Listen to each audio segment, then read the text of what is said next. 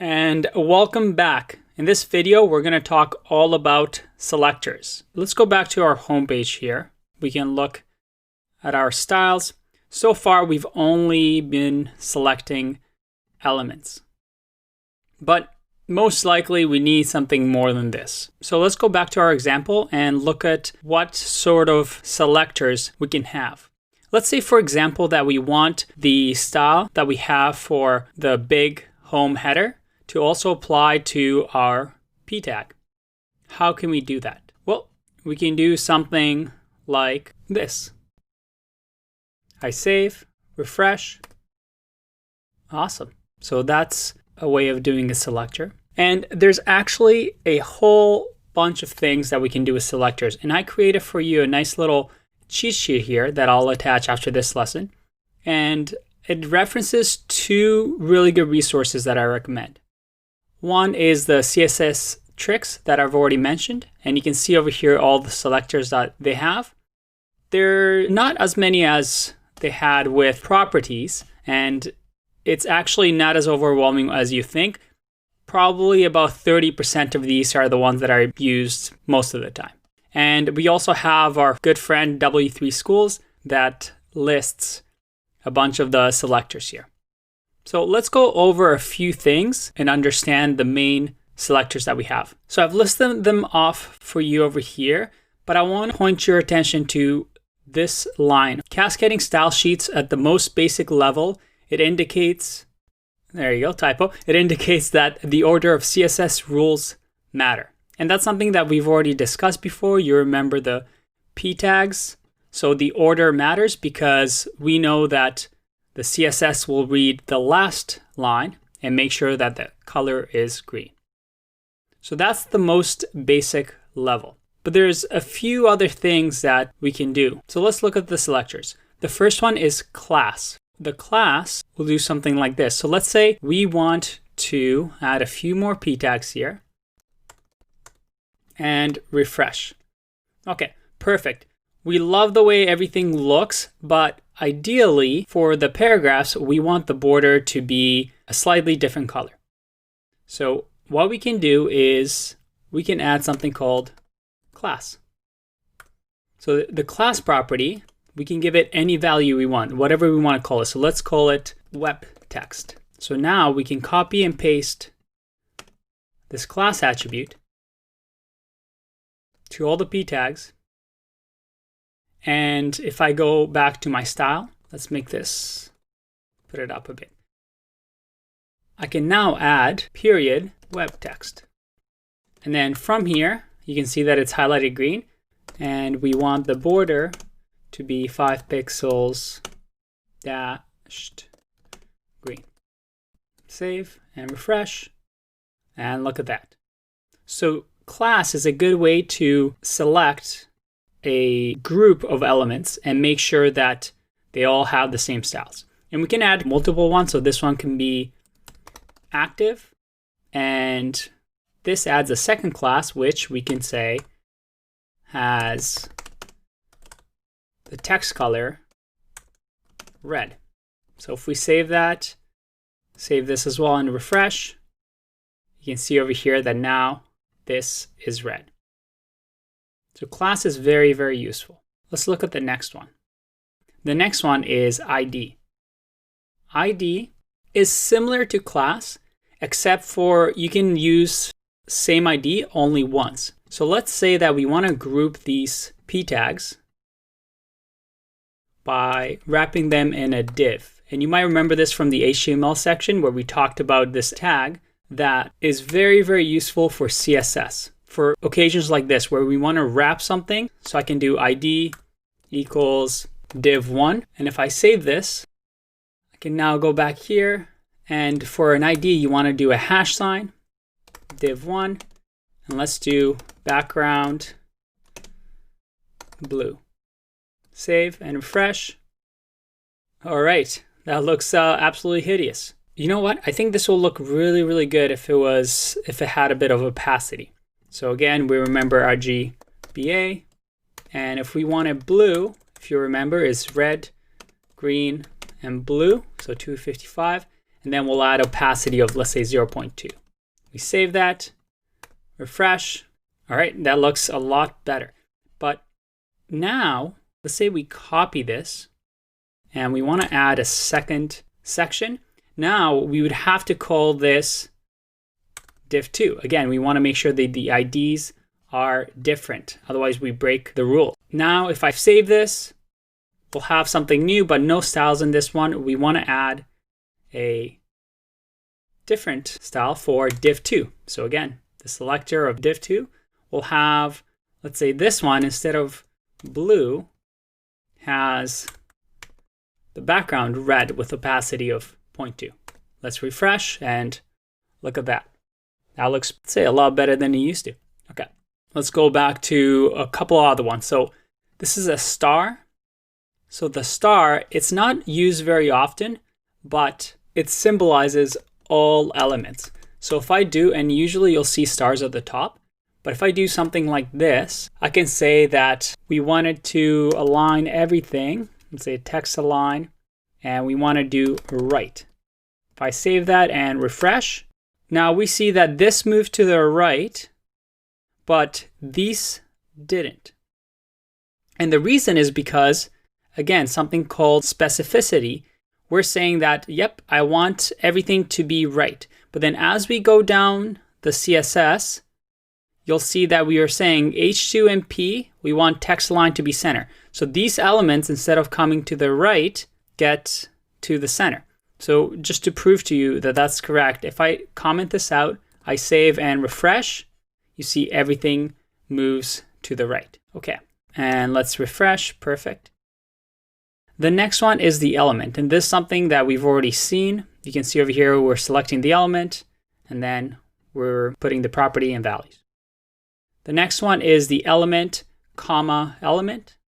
And that is just like we've done here before. We want both H2 and P to have these properties. The next one, and this is a little bit tricky, is element, space, element.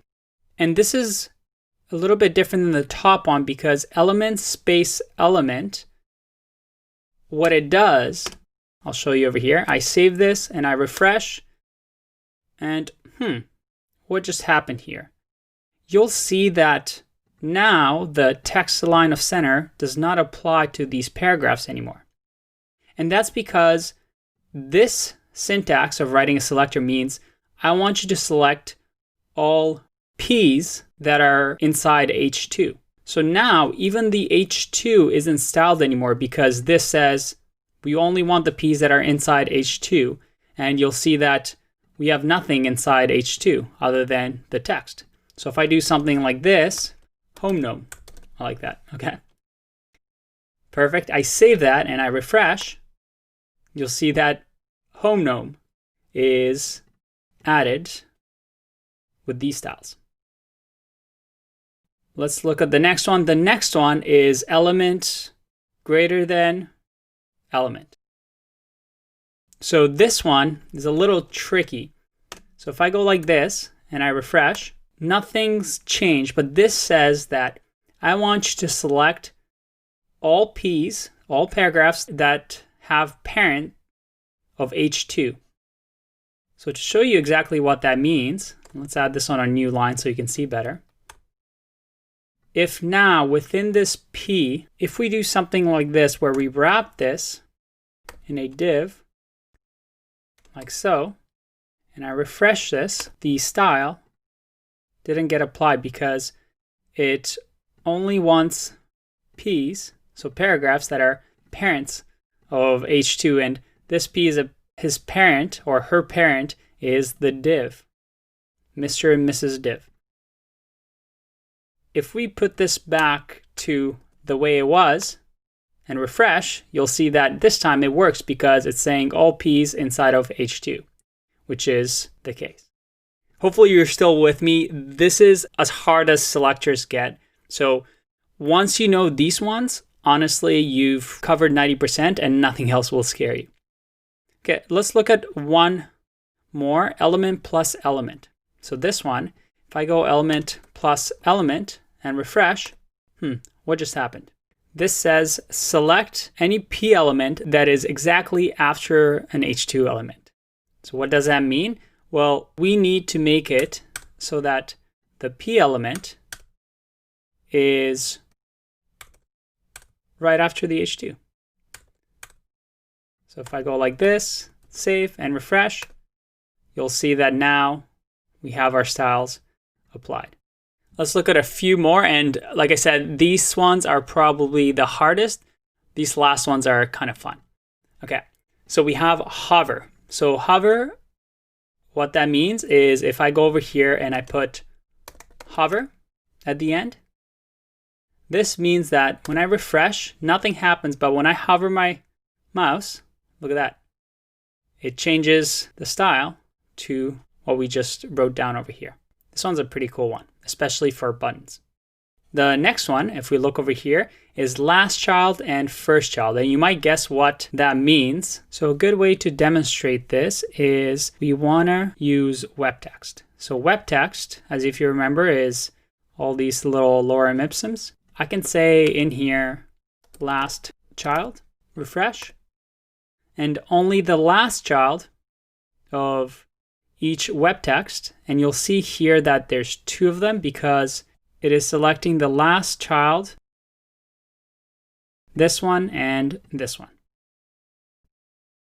And then there's also first child, which, as you can imagine, if I refresh, it selects the first items. And then finally, I wanted to show you one last thing that I don't recommend, but you might see it in some code bases, so I don't want you to be surprised when you come across it. And that is this. So I can add something like exclamation mark important here. And you'll see again, we get that nice highlighting. And important means, let's see what happens here. I refresh and everything just turned pink.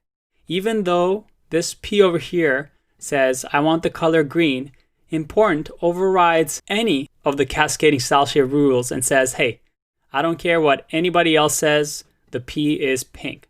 And you can see here why I don't recommend using this.